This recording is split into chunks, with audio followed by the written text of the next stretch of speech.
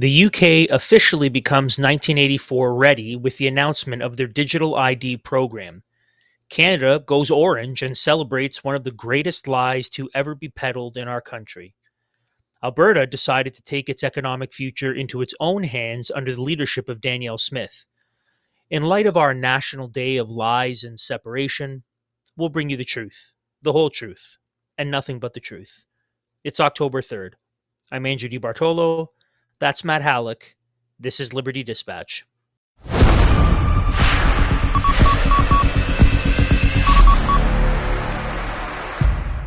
Hey friends, and welcome back to Liberty Dispatch, where we bring you Canadian conservative news and analysis from an unapologetically Christian perspective where you won't get anywhere else here in Canada. So if you like what we do, you know what you can do to help it get out to more people. Like, share, subscribe, rate, review, do all the things that you can do to get it out to more people. And be sure, if you like the content, go over to ldcanada.substack.com. That's ldcanada.substack.com and get the whole litany of content that we have over there. You won't regret it. We have some great episodes over there and with extended parts that you can't get anywhere else. So if you would support us, support Canadian Christian news here in Canada, by going over to ldcanada.substack.com. Andrew DeBartolo, good to see you again, brother. How are you doing? Uh-oh, my full name. Am I in trouble? Andrew Joseph DeBartolo. What? See, I didn't even know your middle name. I did it. It was all a expedition mission to get your last name. So now I can really scold you. Well, Andrew Joseph DeBartolo. Yeah. That's me. Well, good to see you, buddy. How you been? I'm doing well. Good, doing man. Well. School year is well underway. Yeah. And just life with 2-year-old twins is bananas. It's just absolute bananas. Yeah, it's a wild thing to do when you're over 40. But praise God that that's right. Praise God that he's good and he gives you strength and energy to do all that you're doing. So that's great. More so than almost every 25-year-old I know. So yeah, well, there you go. Yes, I wish I had the energy that you did. But anyways, buddy, lead us off today. Yeah, well, I mean, despite Canada's unstable economy, the borders remain open, negatively impacting our labor market. Meanwhile, the once thriving real estate market is weakening significantly. Now's an opportune time to diversify your assets from overvalued real estate into more attractive investments. If you're considering selling your rental property and diversifying the proceeds, contact Rocklinc Investment Partners, Canada's premier Christian conservative money manager. They share your values and they aim to help you navigate economic challenges. Give them a call at 905-631-5462 or email them at info@rocklinc.com. That's Rocklinc with a C, info@rocklinc.com. Some big bits of news coming out. Kidding. This last week, the UK continues its march toward full-on 1984ism. With the announcement that in order to work as an adult, you will need their digital ID. So, henceforth, the UK government will now officially be known as the Party. Starmer will be known as Big Brother. And the legacy media in the UK will be called the Ministry of Truth. Here it is, right from the lips of Big Brother. I am announcing this government will make a new free-of-charge digital ID it's free, though, Andrew. Mandatory it's free, for the right to work by the end of this Parliament. Let me spell that out. You will not be able to work in the United Kingdom if you do not have digital ID. It's as simple as that. Because decent, pragmatic, fair-minded people, they want us to tackle the issues that they see around them.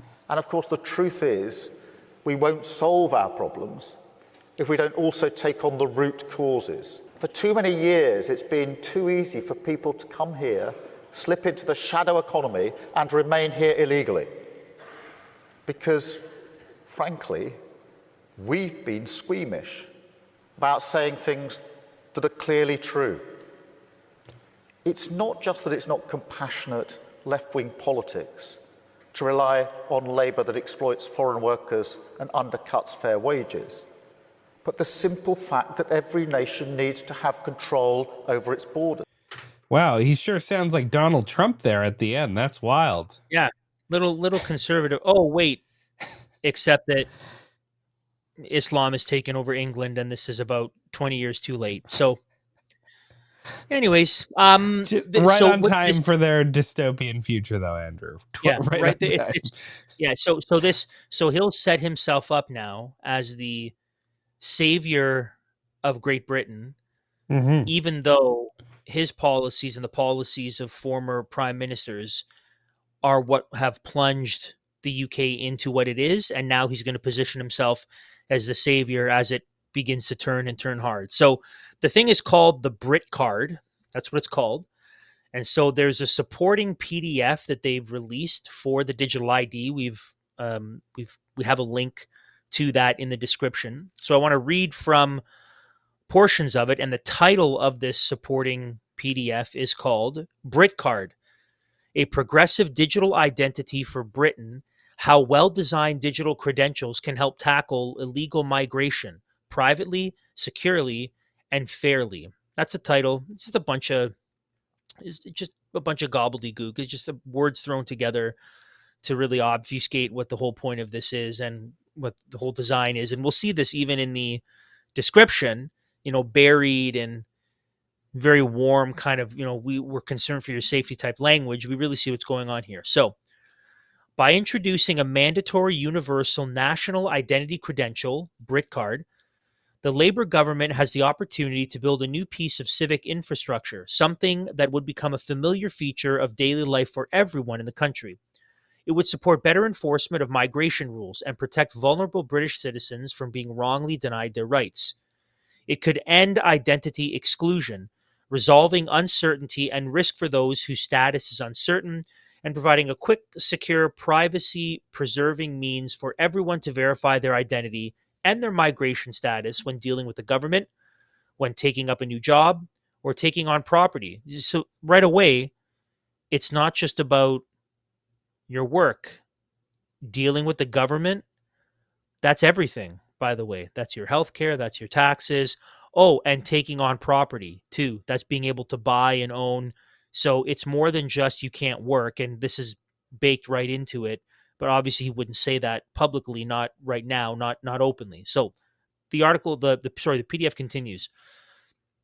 It could lay the foundation for a fully functioning digital identity system that would in time deliver huge benefits in terms of great efficiency and better outcomes in public services, as well as being a driver of growth, building on the existing One Login and gov.uk wallet. So if you didn't catch that, basically this is the entryway. This is step one to an all-encompassing digital platform where working, eating, spending, anything related to the state, anything related to buying, they're going to roll into this climate stuff, just everything, your entire life, your health stuff, everything.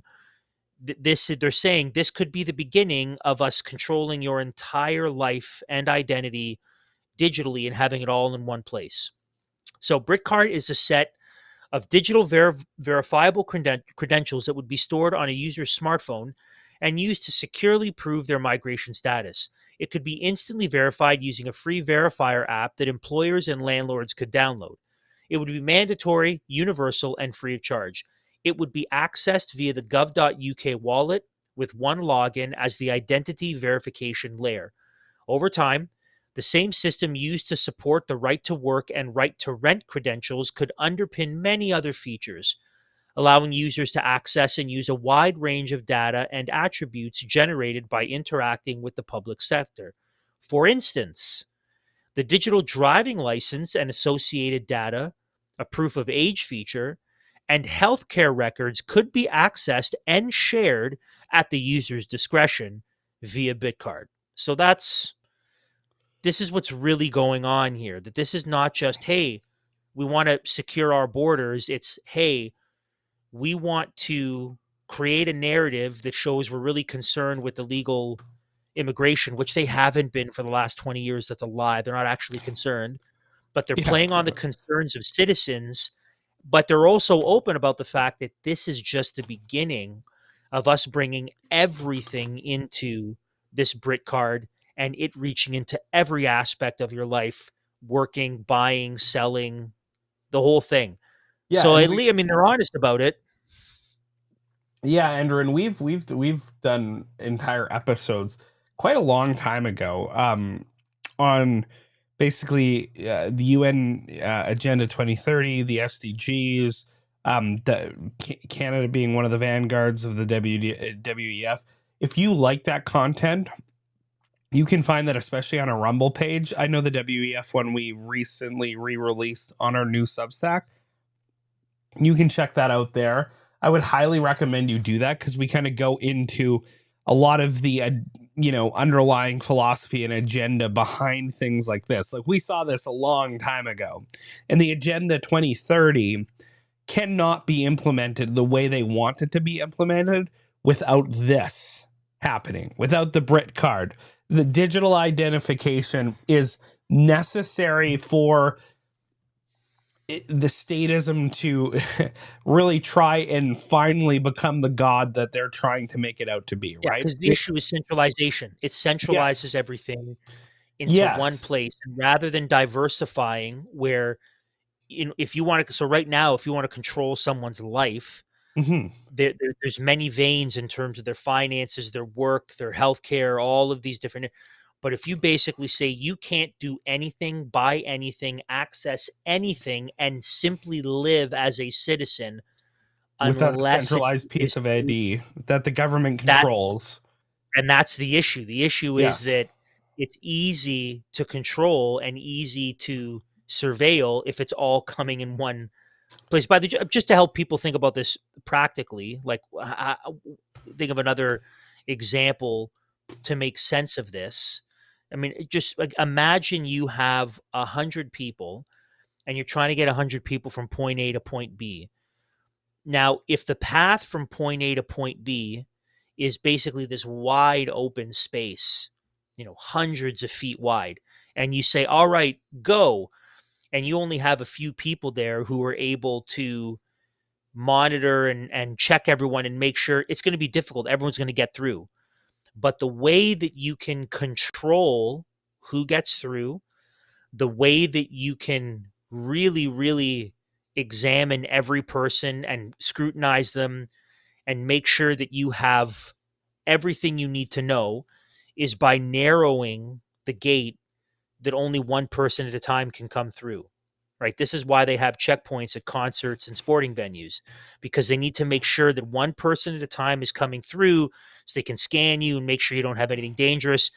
This digital ID is the freedom version of that, where if they can bring everything that you have into this one point, it's Hmm. much easier to exercise control over your life and surveil and observe everything you're doing if it's all coming through this one single Yeah. point, namely the brick card. And I think that's a potent analogy because I actually think for people to understand, I think that actually is a real life scenario.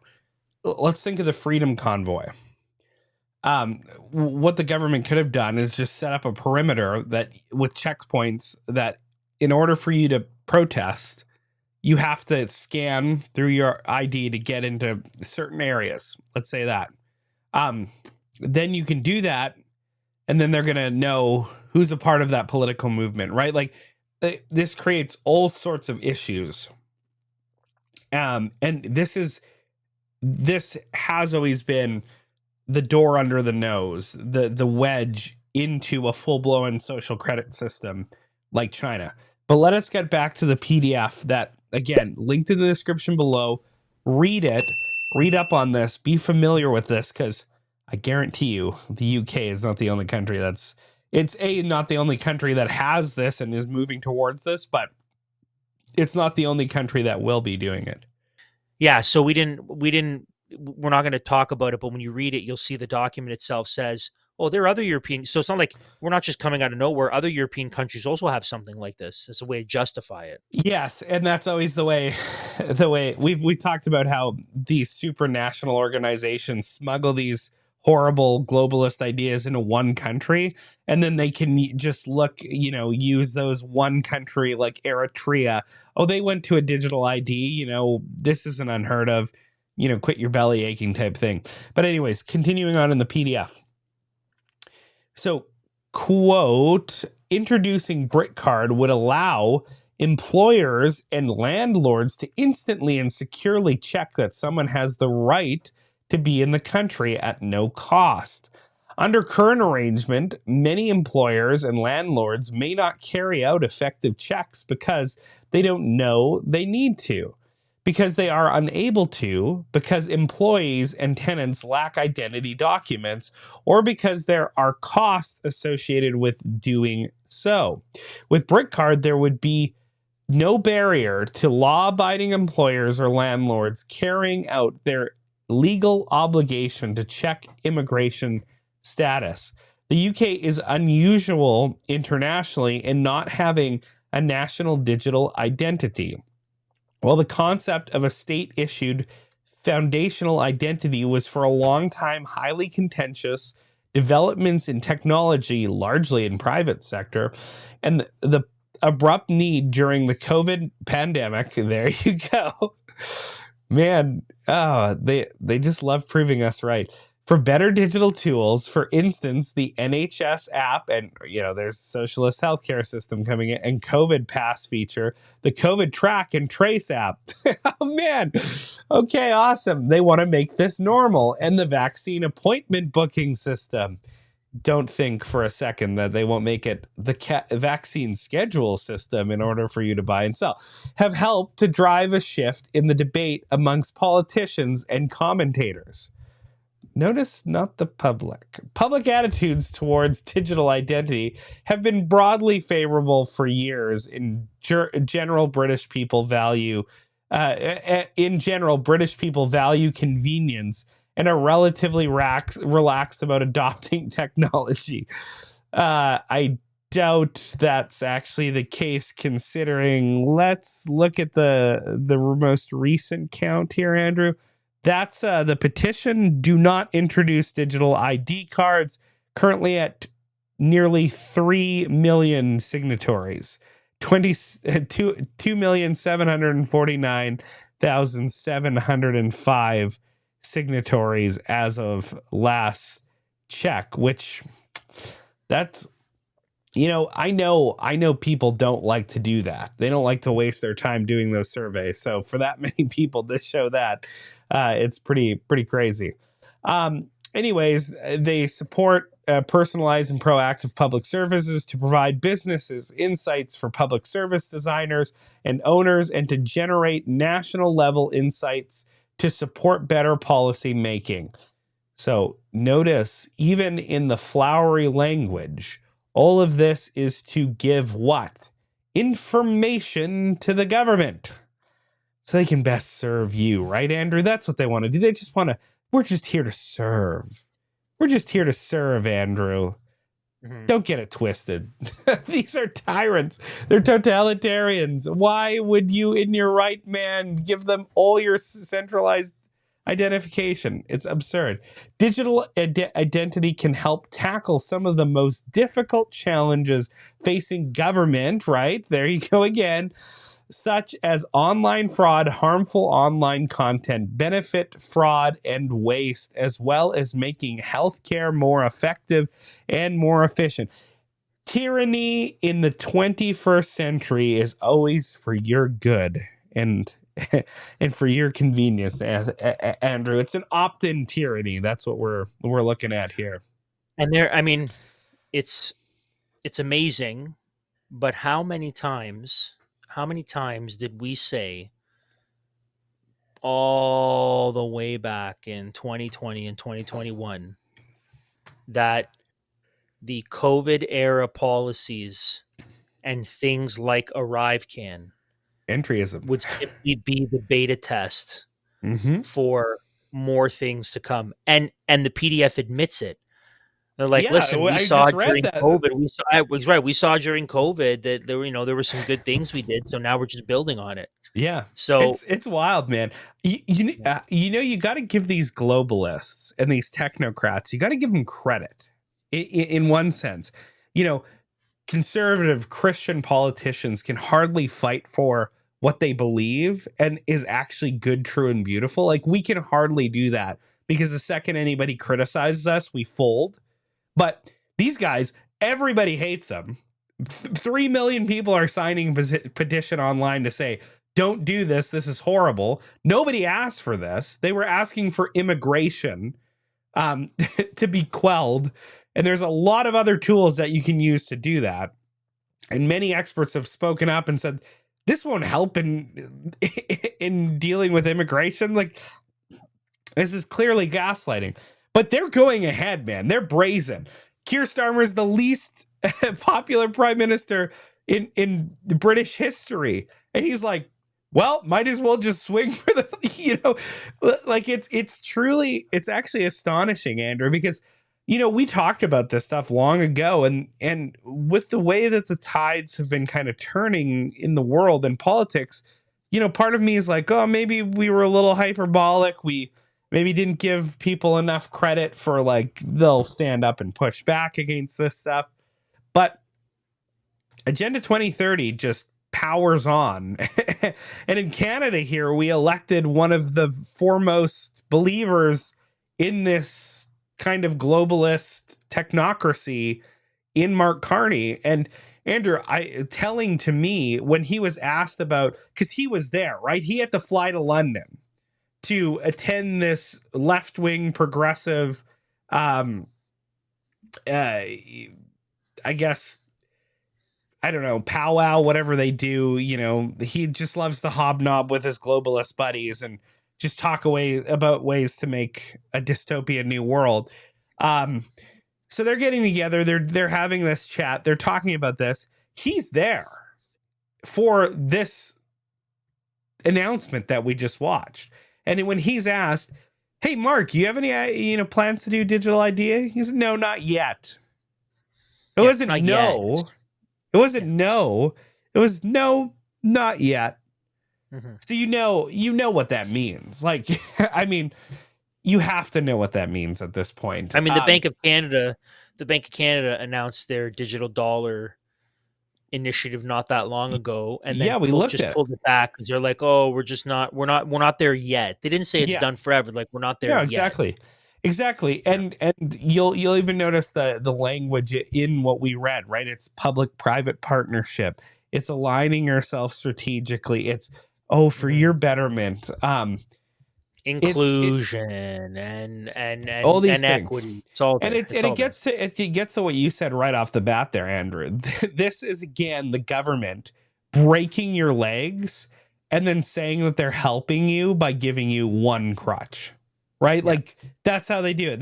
They create the problem because it's their insane ideology, their New World Order vision, their Marxist secular utopia that ruined immigration in the first place and has led to the very problem that they're now seeking to solve.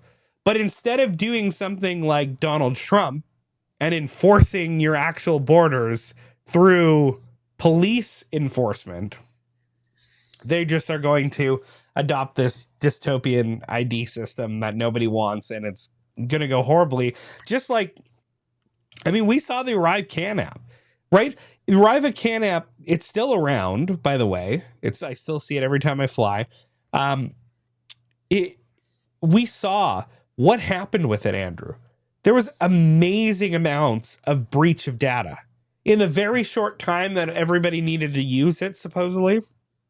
There was massive amounts of data theft going on with that app. Imagine if every single piece of your identification was tied up into that. Yep. Like, are you kidding me? That's a hacker's dream at identity theft. It's just, do you not think hackers will be making buck by stealing people's identity and giving it to the same illegal immigrants that are still in in your nation, like this is not going to help the problem. It's going to exasperate the problem and add a new, more dystopian problem on it. But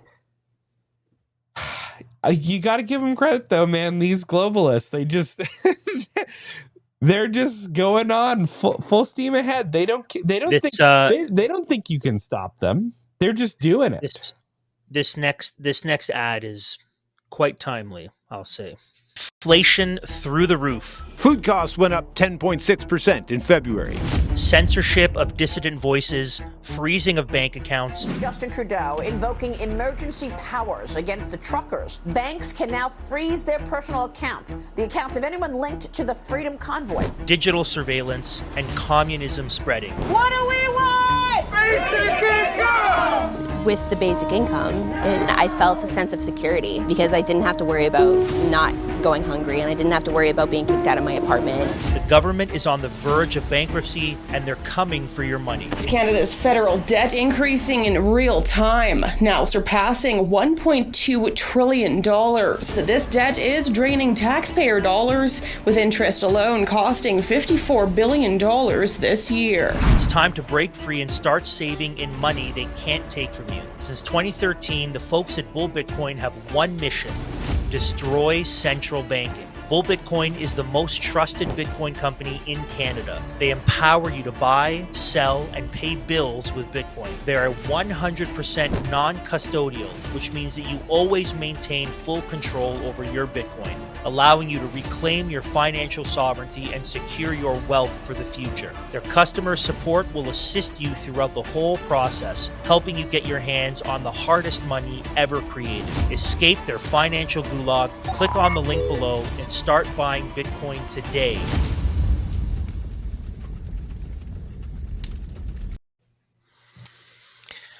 So in Canada, we just celebrated our National Day of Lies and Separation, euphemistically called Truth and Reconciliation Day.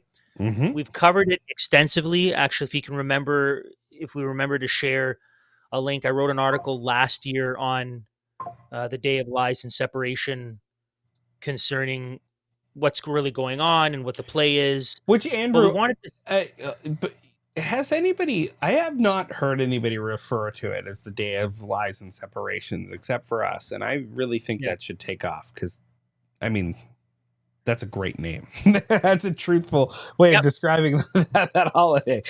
So we want to discuss it here as well. And there's two reasons why we want to discuss it, even though it's a bunch of garbage. The first one is public opinion on the hoax has shifted. I mean, that's pretty clear. And second, in light of the shift, what's curious is that messaging from elected officials and our elites has also changed a little bit. So we want to examine both of those. First, here's some great coverage of this complete nonsense from the Western Standard. Quote, "Here we go again. Another National Day for Truth and Reconciliation is upon us. The federal government shuts down for the day. Flags are at half-mast. Across the country, Canadians are supposed to pause, reflect, and feel guilty for a manufactured fake holiday. But pause we must, not to bow before this altar of invented outrage, but to ask, when does this madness end? This isn't reconciliation. It's a racket. A bold-faced swindle that preys on good hearts and empty promises, all propped up by a premise as flimsy as a house of cards in a hurricane. The so-called genocide narrative, it's crumbling faster than the old residential school foundations. And the cost to taxpayers? An eye-watering amount. Ottawa's forked over $323 million since 2021 to fund these ghost hunts, with $320 million pledged in the aftermath, with more drizzled out for healing and commemoration. That's taxpayer cash for radar sweeps and somber ceremonies, all chasing shadows that were never there." Close quote. Yes, bang on. Bang on. And it is a racket. There's absolutely money being laundered to all sorts of Aboriginal tribes. But that's everything. We just talked about ArriveCan.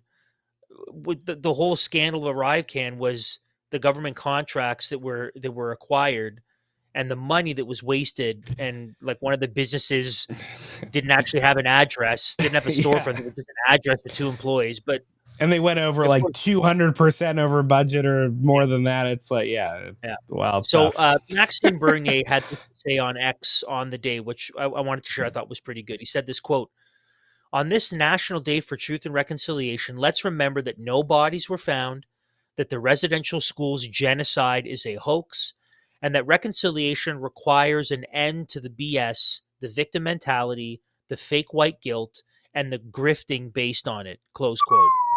Max, good job. It's really funny. I saw that his comments created quite the stir. Angry liberal MPs were sending official letters with the the official letterhead of the Canadian government. It's oh man, it's gross. It is a horrible Marxist holiday that is meant to, divide people in Canada and to just, prop up truths or prop up lies as though they're true. And we can't stand for it. And we also, at the same time, we have to end the land acknowledgement BS too, because that is also part of the same structure of thought. Anyways, there is clearly a shift in public opinion, however, on these issues, Andrew, from when was it was first propped up here? Kamloops. Is that 2 or 3 years ago now? So this was actually in the middle of COVID. So I think this was in 2020 or 2021. And the reason for, the reason for it is because the people were getting COVID fatigue. They were unhappy with the policies from the federal government. So rather than have people continue to reflect on it, this fake hoax was propped up in order to distract people from Justin Trudeau's terrible job. And then also it gave us an excuse to cancel Canada Day, which we technically weren't supposed to celebrate anyways because of a virus. So it was a well-timed way when Justin Trudeau's approval was plummeting. Yeah, it's amazing in 2 years how we can go from you can't celebrate Canada and Canada Day because we're a horrible colonial evil empire, and then the second that it's convenient to liberals to do elbows up against the foil of Donald Trump, Canada Day is the best holiday since sliced bread.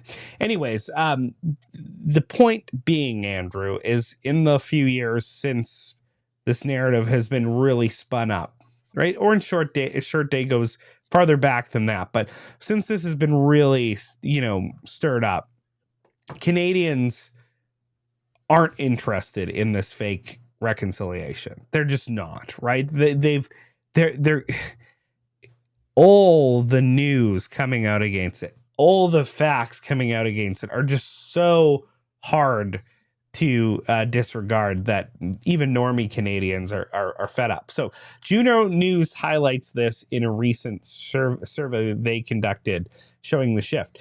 Carney delivered a speech during an event held for Canada's National Day for Truth and Reconciliation in Ottawa on Tuesday, calling reconciliation a generational task. Reconciliation is a generational task that must be lived and practiced every day by every Canadian, said Carney on Parliament Hill. We will not fail you. However, fewer than half of Canadians think the government should be doing more on reconciliation, and a third view September 30 as just another day because it's a made-up holiday, according to a recent leisure survey. Only 44% of Canadians want more government action on reconciliation, compared to 88% who want the government to improve on healthcare and 86% who want the Liberals to work on the cost of living. Younger respondents were the most likely to feel that the government should be doing more to fix Indigenous issues at 60% because they've been thoroughly brainwashed. And regionally, this sentiment was felt highest among Ontarians at 49%. Interestingly enough, you guys don't actually have that many Aboriginals in your area. No, there's some great reservations with cheap gas, but Yeah, but I mean, comparatively, Saskatchewan, Manitoba, Alberta, BC have far, far more Aboriginal people than. I'm not going to leave. Ontario sucks, but I'm not going to leave. But it's still. Yeah. Anyways, the survey also noted, Andrew, that the declining desire for government to improve on reconciliation comes as public awareness of Indigenous issues has continued to rise. Quote, nearly 2/3 of Canadians, 64%, say they are more aware today of the history and treatment of Indigenous people than they were 4 or 5 years ago, with more than 1 in 4, that's 27%, describing themselves as much more aware, and 11 point increase since the last time that was measured, reads the survey. So just over half of Canadians, 53%, said they would, with the most common gestures, be wearing an orange shirt. So that's 23%. Listening to Indigenous voices, 17%. And having conversations with family and friends, 15%. So, I mean, that's not an inconsequential amount of people would be going through this religious ceremony. Anyways, overall, a quarter of Canadians identified themselves as being, quote, personally involved in Truth and Reconciliation Day, while more than 2/3, 69%, said they were not involved. 1 in 5 Canadians, that's 19%, say it was a very important day to them personally, while 43% think it is good that the day exists, but admit it doesn't hold strong personal importance, reads the survey. For nearly 1/3 of Canadians, 32%, September 30 is viewed as just another day. And it's not just another day, Andrew. It's not. This is a special day because this is another Marxist holiday where it's designed to put the country through a massive Maoist struggle session. Based on a hoax, based on lies. It's a day that is euphemistically named, that is, it's doublespeak. The day of truth and reconciliation, days of lie and separation. I do think that people are buying it less and less. I think less and less. That same there is survey a would have been shift. quite different.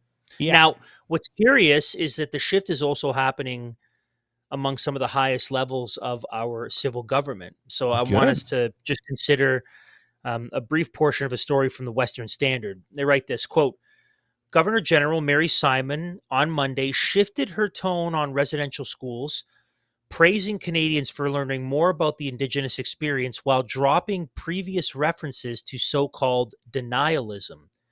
At Rideau Hall, Simon told guests, to the survivors who are with us today, your stories are an immense gift to all of us. They are an extended hand, an invitation to repair bridges between all communities in Canada. Simon's remarks contrast with the 2023 speech where she accused skeptics of residential school denialism, claiming some Canadians attacked burial sites and media accounts online. Federal agencies have since, now listen to this, federal agencies have since removed references to genocide in statements on the now disbanded residential school system, a label originally applied by the 2015 Truth and Reconciliation Commission that claimed 4,100 school children died, a figure that remains uncorroborated. That's also known as totally made up. So that signals a. So this, I mean, okay, I grow weary at having to say this because I feel like people should know this and people are still duped by it. But they're essentially, I can't think of a single person in the federal government that does anything other than what they feel will help them win and what polling dictates. That's it. Yeah. So there are no such thing as principles. Like there's even conservative Christian politicians, that's the exact way they answer. I would even argue that politics is a game of math. Yeah, some within the Liberal Party, I would argue that they themselves don't even they haven't drank all the Kool-Aid. Like, I think so many of them are actually pretty disgusted with the kind of policies and direction that our country's going, but they don't have principles, and they understand that there's a lot of money by remaining in the party and a lot of benefits to it. And as The long as grift they is real. continue to do, whatever their constituents want, and will get them reelected. So that's all this is. So the fact that, on one hand, we should look at this and think, hey, this is good. This is good because the rhetoric is changing, and it's good because they're beginning to realize and respond to the fact that Canadians don't have the same taste for this they did a few years ago.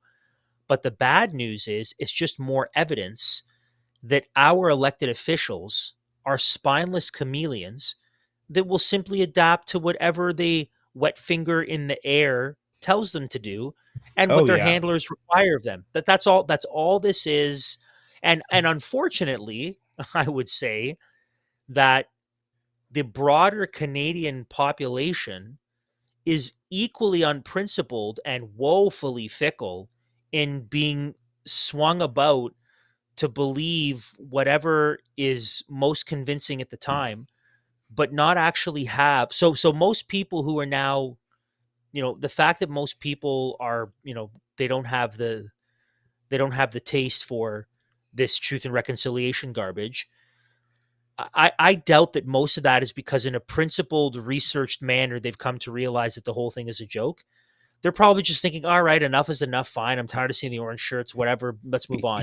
It's not like a real, no. I've looked into it. We've researched the GPR. We've looked at the whole native sense that, they're under there. We've examined it. We've looked at the money that's been spent. We've looked at the excavations that have been done. And with our research and with our intellect, understand that centering Aboriginal voices and listening to survivors is all a part of this Aboriginal epistemology of alternative waves of knowledge, all this stuff. What people are thinking is, all right, I'm just tired of it. That's all, whatever. Yeah. Same thing with COVID. All right, like, enough is enough. I got the jab because I had to. Enough is enough now. Can we just, whatever, right? Let's move on. Yeah. So I mean, even though it's good that the sentiment is shifting in the public, and now the messaging is shifting in the federal government, which I'm glad for. To me, that doesn't signal this awakening in the public to truth, and now a commitment to really seek out what's really happening. Yeah, to me, it doesn't signal that at all. And it doesn't signal our politicians are wising up. They're just realizing they're doing what they need to do to win. Well, that's kind of my assessment of this whole thing. And unfortunately, the pushback from so many conservative politicians is super tepid. Whenever it comes to Aboriginal issues, they're so squeamish. They're so worried. It's like, man, we need people who are going to be as bold as lions and push back against this stuff. We need what's happening down south with, an offensive against woke ideology in our government to take place in Canada, and for the Conservatives to constantly be hound dogs on calling it out. But here's the issue, Andrew, that I see this, and because Poilievre's been he really hasn't, I mean, not that I really care so much about the ostrich farm story, but he hasn't spoken on it at all. Like, people are fired up about it in his base. He doesn't really care about it. Yeah, but he has though, and he has through. We covered this last year. That last year, Poilievre dressed in a particular garment, and he was actually dressed in certain types of clothing, and he had a meeting with this one female spiritual native chief leader, and he was saying how I'm learning from you, and I'm like this.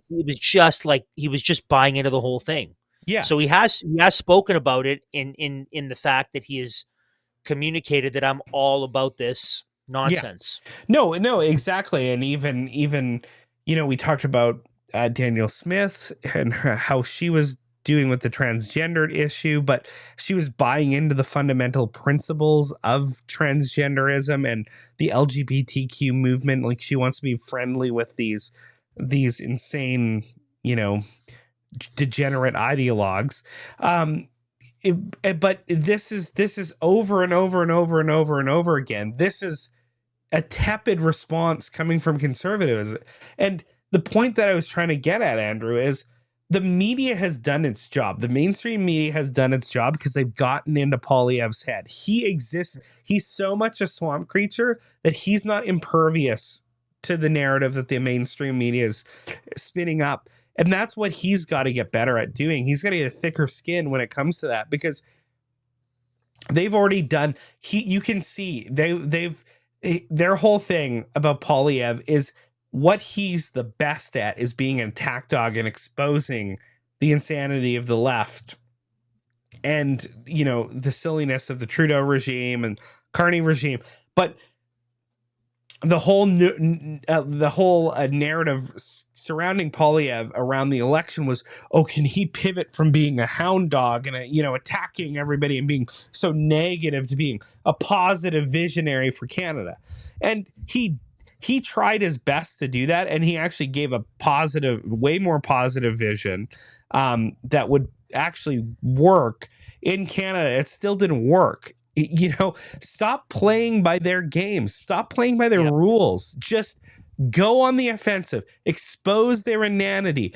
Anything that they think is a good idea, you pretty much know it's not.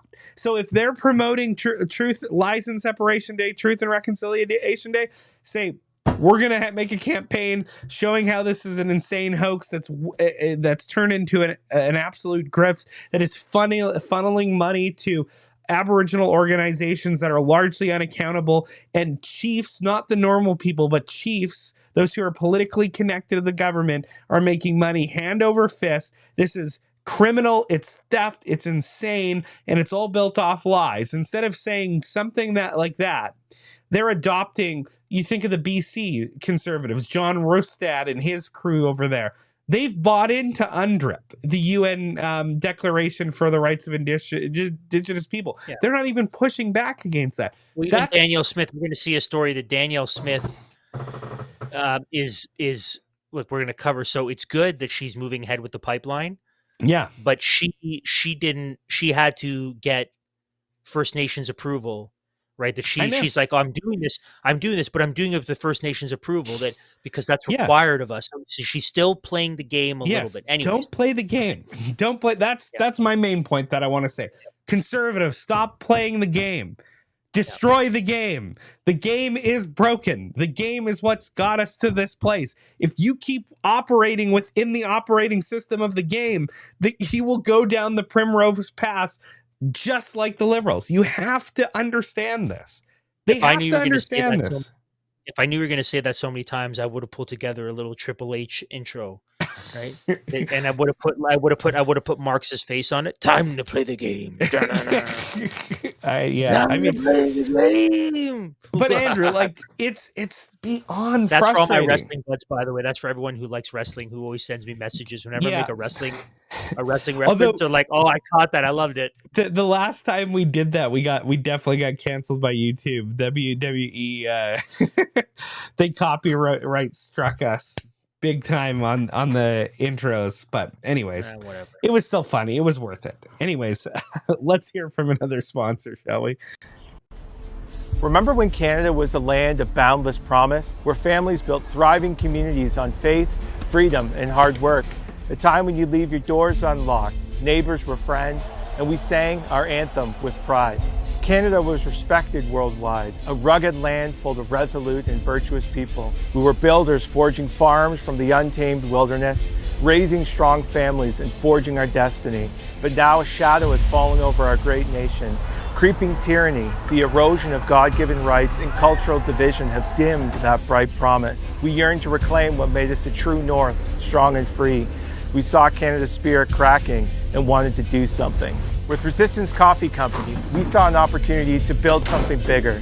Our nation was forged in the fires of adversity, and we saw an opportunity to help lay a foundation for a bright future, rebuild through that same commitment to hard work, courage, and the principles that made our nation great. Our mission is not just about crafting excellent coffee. It's about fueling everyday Canadians to stand resolute against the tide and rebuild the Canada we love. Our goal is to inspire a movement that rebuilds Canada on the bedrock of faith, freedom, and responsibility. Each step strengthens the resolve to reclaim our nation's proud legacy. We stand for freedom, hard work, human dignity, the rule of law, personal responsibility, the traditional family, the supremacy of God, and a resolute hope for our future.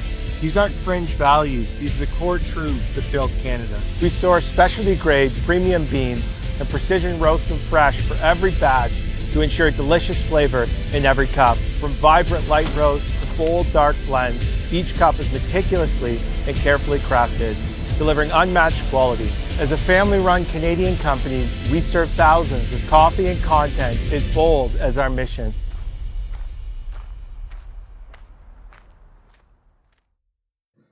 Booyakasha. That's great. Get some coffee from Resistance Coffee. Yes. So Fuel the Alberta, resistance. as we mentioned, is making moves to secure its own well-being, which will be interesting for the rest of Canada. We're going to see this. This is going to be something. And even watching a little bit of the Alberta Next panel, someone asking a question, in light of the way they're treating us and having to take care of ourselves, why should we stay? Like, they've broken the contract, we should just leave. And there's like massive uproar. So this is going to be interesting. So this story is from the Western Standard. Quote, the Alberta government is planning to lead a new application for a pipeline to the BC coast. According to the Globe and Mail, 3 sources have stated the Smith government will be leveraging the expertise of Enbridge Inc., South Bow Corporation, and Trans Mountain Corporation to consult on the project. The 3 companies will be working with the government and the Alberta Machine Intelligence Institute to develop the backbone of the models of a potential route. But the sources say that no final route has been decided upon yet. According to sources that were not authorized to speak publicly about the provincial government's plans, the idea for the project is to prepare an application and an early estimate that can be sent to Prime Minister Mark Carney's new major project office, close quote. I hate that that thing went forward. Major projects office. What a joke. Anyways, Juno News has more information on the story. The Alberta government says it will take the lead in advancing a new West Coast oil pipeline proposal, beginning with a technical advisory group involving Indigenous partners and 3 pipeline companies, as Andrew just mentioned. Officials said the province will act as proponent until a formal application is approved, after which private investors are expected to take over. Premier Daniel Smith said on Wednesday that the province's approach from day one will ensure Indigenous co-ownership and leadership remains central to the proposal, which is expected to have a formal application by spring 2026. Quote, this project application is about more than a pipeline. It's about unlocking Canada's full economic potential, Smith said. Together, we are charting a path to secure Canada's energy future for generations while bringing the world's most ethically and responsibly produced energy to market, end quote. The Deputy Minister for Alberta's Ministry of Energy and Minerals, Larry Comeyer, said at a media briefing that the Alberta government does not intend to own the pipeline, only to get it to the starting gate. Quote, we are not in the process of having Alberta taxpayers on the hook owning a pipeline, he said. The Alberta government will contribute $14 million towards early planning work, including route assembly, route assessment, engineering, cost estimates, and Indigenous engagement. I mean, $14 million is still a lot of money. The application will be submitted to the Federal Major Projects Office under the Building Canada Act around spring 2026. While the Alberta government expects private industry to take over once the project's application is approved, officials confirm that regulatory processes like Bill C-48 and the West Coast tanker ban required the government to be involved at this early stage. Regulatory hurdles have been blamed for the failure of several pipeline projects, including Energy East, Northern Gateway, and Keystone XL. Smith said that Smith said that had these projects progressed, Canada's GDP would be $55 billion higher every single year. Energy officials also cited almost $11.5 billion of capital being moved from Canada to the US over the last 3 months. 3 months. Smith said this project's success could determine Canada's future as a country at Wednesday's press conference. This is a Canada project, and this is a test of whether Canada works as a country, because if we can't build with a collaboration of the federal government and between provinces, if it's everybody gets to get their products going to market except Alberta, well, that's not a country, said Smith.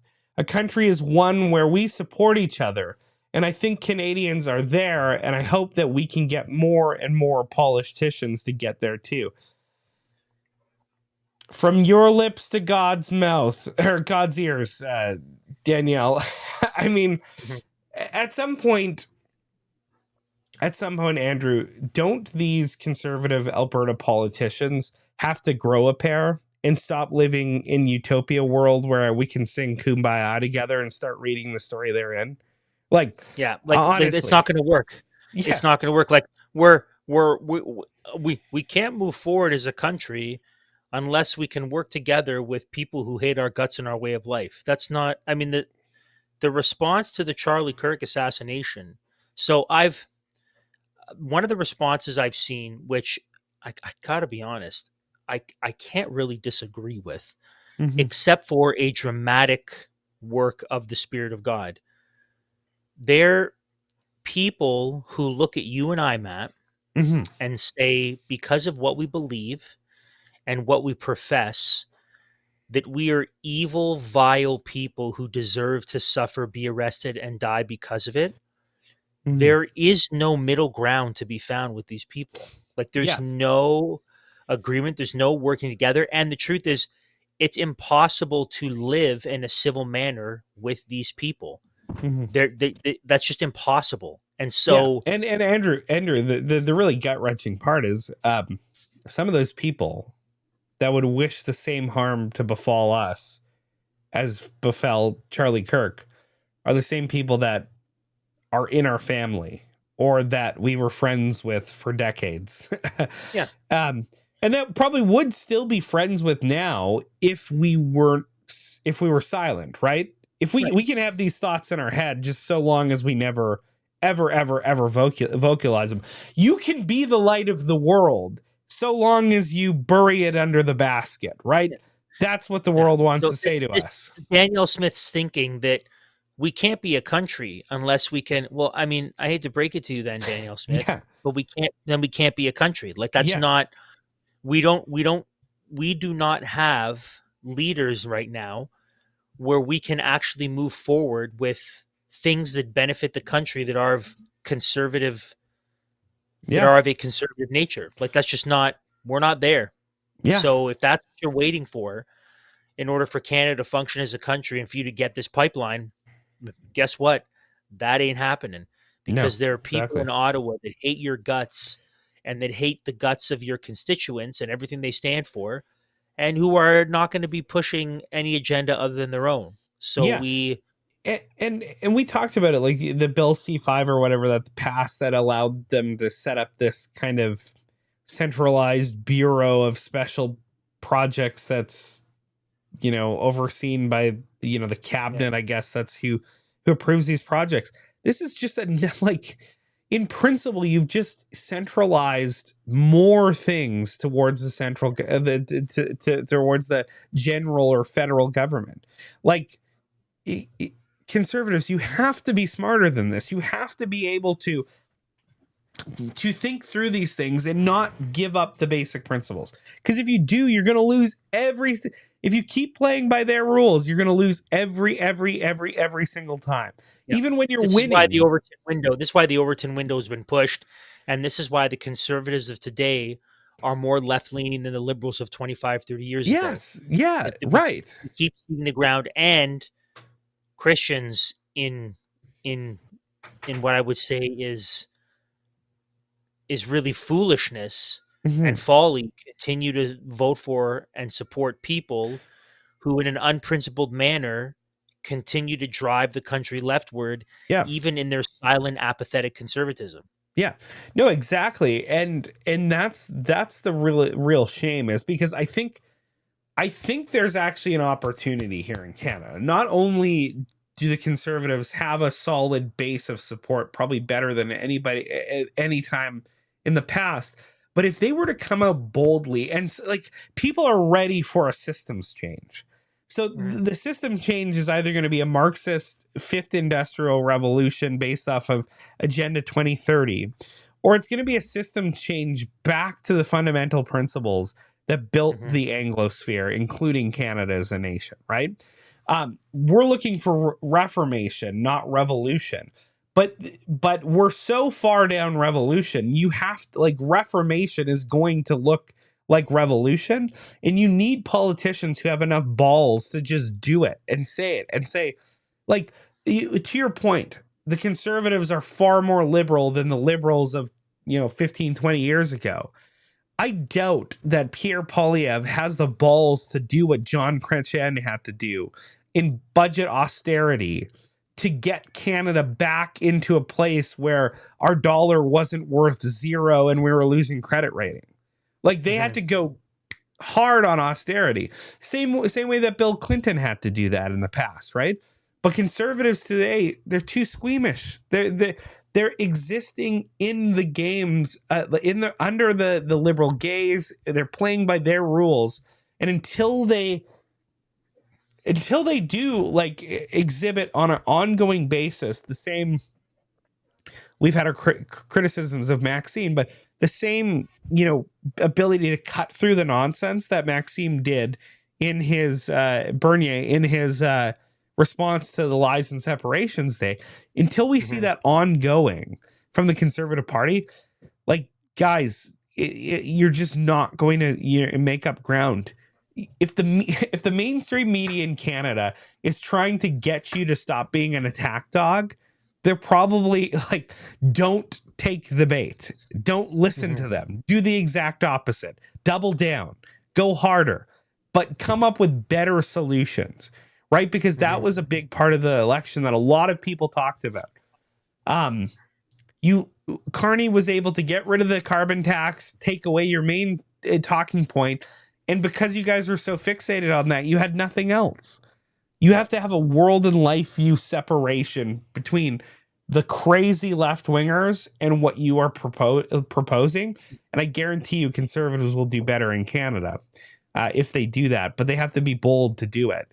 And they better do it quick because realistically, right, this proposal, all for it, good. We love clean Canadian oil. We want Canadians and Albertans especially to be prospering.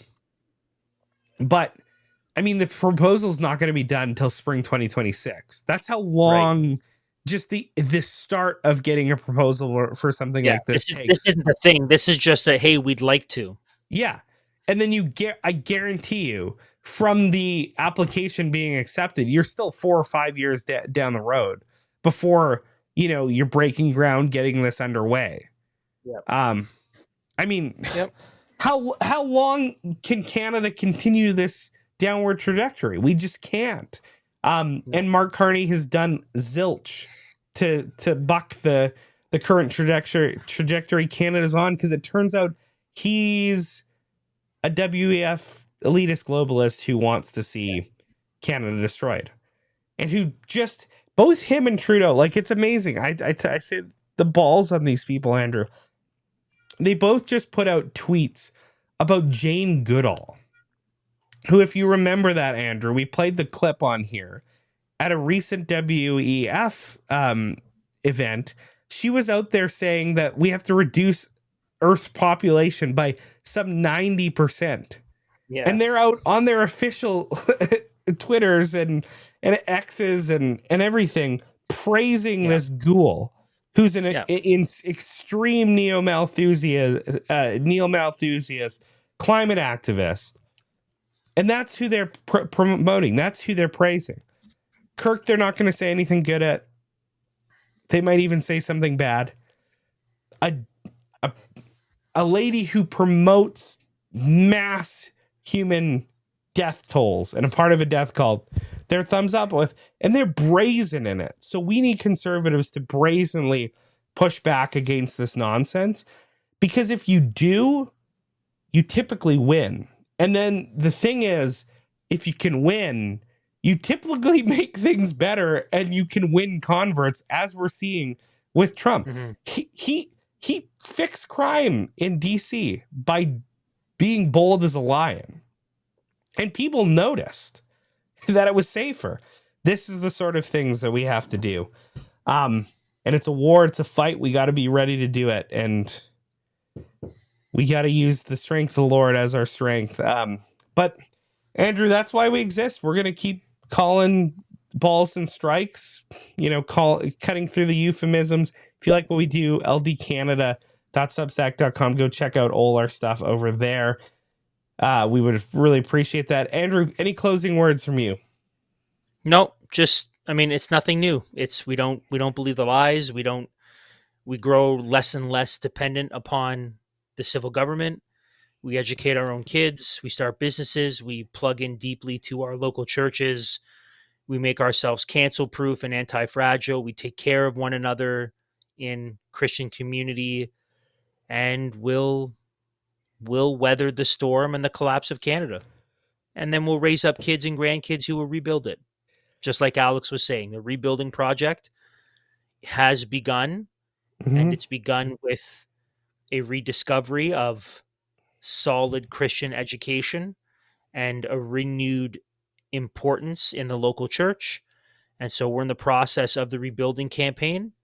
And, if you have an existing building, the thing's got to come down before you can put a new building on top of it.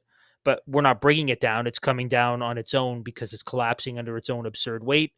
And then once it comes down, we can begin the process of rebuilding a Christian Canada, and it will be wonderful. Yeah, and I know you're building where you are planted with your church. We planted a church here where I am at a year ago. We're building, we're fighting, we're getting involved in all these things, and that's what we got to do. Localism. It's the answer to this crazy utopian globalism. And that reminds me, Andrew, I meant to say this with the bull Bitcoin ad. It's amazing that the left wing calls us fascists all the time, because you see in that ad, especially, like they exist to destroy centralized institutions and state ownership of money. Fascism, literally the word comes from fascio in Italian. You probably could say it better than I am, but it literally means to bind or tie, like a bundle of sticks. And essentially the motto of the fascism as a dogma, as a doctrine, as an ideology. What's a bundle of sticks? Mussolini, the actual logo that Mussolini used was a bundle of sticks. Yes, exactly, 100%. And what was the motto that behind fascism? Everything in the state, nothing without the state. We're calling for a radically decentralized vision of the world that recognizes sphere sovereignty, jurisdictional authority, institutional pluralism, however you want to call it. It's literally the exact opposite of fascism. Yet people are so brainwashed and deluded that they can believe the people who want the least amount of power within the state are somehow people promoting an ideology that's everything in the state, nothing without. But this is why it's important that we educate our own children and raise them up in the wisdom and instruction of the Lord. I was recently watching, Stephen Crowder restarted his Change My Mind, which he's put on hold for a while. Yeah. So his first Change My Mind was The Left is Violent, and I was watching. I couldn't get past 20 minutes of it because this one woman was saying that the Communist Chinese Party is an example of conservatism, and that globally conservatism is authoritarian, autocracy, and that, Marx was a conservative. Marx was a conservative. He had conservative values, and so does the CCP. And I'm just watching. I'm watching this thing. I can see Crowder's face. He's just. I mean, he doesn't know what to say, and so he keeps trying to bring it back. Okay, let's abandon. Let's just talk about the fact that the left is violent. And I'm watching this person. Oh, and by the way, this person also goes on to say that she is a female pastor who has to worry about her safety every time she preaches. So clearly, someone who cannot. She's worried about keeping track of the two people in her congregation. So, but here's someone saying that. So she's saying conservatives, right? So when most people say conservatives are bad, they'll say, yeah, because conservatives are Nazi, because Hitler was right-leaning, which again is inaccurate, but that's their claim. Hitler's right-leaning, Hitler's a Nazi, Hitler was a fascist, you're fascists, you're conservatives, which is stupid, but whatever. But now I've never heard the opposite argument, which is the communists are conservative, that they're the right-wingers. Yeah. Where does that come from? It comes from someone who's been educated through state-funded means. So you don't want your kids to become dummies, like this false prophetess who will receive the harsh condemnation for her disobedience unless she repents. You don't want your kids to grow up like that. So do the things we've been talking about doing, that the people over resistance talk about doing. I know all the guys who work for Bull Bitcoin, they long have since taken their kids out of public education, and they're either homeschooling them or Christian schooling them. Like, these are like-minded people, and just do the stuff we're talking about, and you'll be fine. It won't be easy, but it'll be worth it, and you'll be fine. Well, that's the thing. It's not sexy. Well, I mean, it's speak hard. for yourself, but still, it's not sexy. It's hard, but it's totally worth it. And that's like, I get it. It's not what you want to hear from a political pundit. Like, hey, get busy, implement this where you are. Don't live by lies. Remove yourself from the game, and then it's the only way forward. But it's the only way forward, and that's why we say it over and over again. For it's for freedom that Christ has set you free. Stand firm, therefore, and do not submit again to yoke of slavery. Until next time, everybody. God bless you all. Liberty Dispatch has been brought to you by SDG Media. If you want to stay in touch with us and all things Liberty Dispatch, join our email list, or support the show, head over to ldcanada.substack.com.